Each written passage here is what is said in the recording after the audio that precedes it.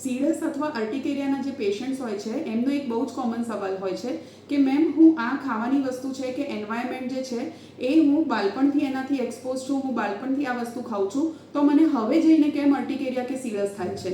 તો એ જાણવું જરૂરી છે કે અર્ટિકેરિયા કે સીડસ જે છે એ એક એજ પછી જ કેમ થતું હોય છે.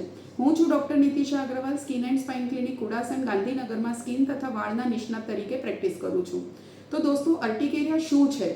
અર્ટિકેરિયા જે છે એ એક ખંજવાળવાળી વસ્તુ છે જેમાં રેશિશ થતા હોય છે, તમને લાલ લાલ કલરના દાફડ થઈ જતા હોય છે અને 1 કે 2 કલાકમાં એ જાતે જ બેસી જતા હોય છે અને જ્યારે પણ થાય છે તમને ત્યારે દર વખતે અલગ અલગ જગ્યાએ થતું હોય છે.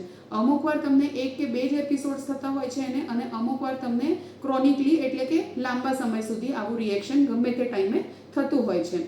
જ્યારે પણ આપણને બોડીમાં કોઈ જાતનું એલર્જી થતું હોય કે સ્ટ્રેસ કે ઇન્ફેક્શન થતું હોય તો આપણા બ્લડમાં હિસ્ટામિન રિલીઝ થતું હોય છે અને એના લીધે તમારી બોડીમાં એલર્જી કે રિએક્શન આવતું હોય છે અને સ્કિનમાં ખંજવાળ આવતી હોય છે અને આવી રીતના સ્કિન ઉપર રેશિશ થઈ જતા હોય છે. તો હવે એ જાણવું જરૂરી છે કે અર્ટિકેરિયા જે છે એ એક એજ પછી કેમ તમને થાય છે. તો જેમ જેમ આપણી એજ વધતી હોય છે એમ એમ આપણું જે ઇમ્યુનિટી છે કે ઇમ્યુન રિસ્પોન્સ છે આપણા શરીરનું એ ચેન્જ થઈ જતું હોય છે.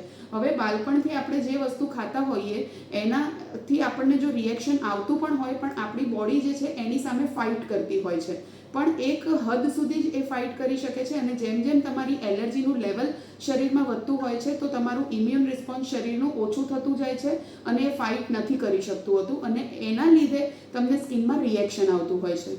અમુક વાર વધારે પડતું સ્ટ્રેસ લેવાના લીધે કે બોડીમાં હોર્મોનલ ચેન્જીસ થવાના લીધે કે જો તમને કોઈ ઇન્ફેક્શન થયું હોય તો આ બધી એલર્જી ટ્રિગર થઈ જતી હોય છે. સો એટલે જ સીડસ જે છે એ એવું નથી કે આપણને જન્મથી થતી હોય કે બાળપણમાં થતી હોય, એ ગમે તે એજે તમને ચાલુ થઈ શકે છે. હવે સીડસ જે છે એ ખાલી ખાવા પીવાની કોઈ વસ્તુથી કે ડસ્ટથી કે એનાથી જ નથી થતી હોતી. અમુક વાર આપણને કોઈ હોર્મોનલ ચેન્જીસ થતા હોય, જેમ કે તમને પ્રેગ્નન્સી રહેતી હોય કે તમારા પીરિયડ્સ ઇરેગ્યુલર હોય અથવા તમને યુરિનમાં કે પેટમાં ઇન્ફેક્શન થતું હોય કે વધારે પડતી એસિડિટી તમને થતી હોય કે તમને સ્ટ્રેસ રહેતું હોય કે તમે કોઈ નવી મેડિસિન લેવાનું ચાલુ કર્યું હોય તો એના લીધે પણ અર્ટિકેરિયા થતું હોય છે. એટલે એક ડર્મેટોલોજિસ્ટ પાસે જઈને પ્રોપરલી તમારું ઇવેલ્યુએશન કરાવવાનું, એનું કારણ જાણવાનું તમારે અને પછી એની ટ્રીટમેન્ટ ચાલુ કરવાની. Thank you.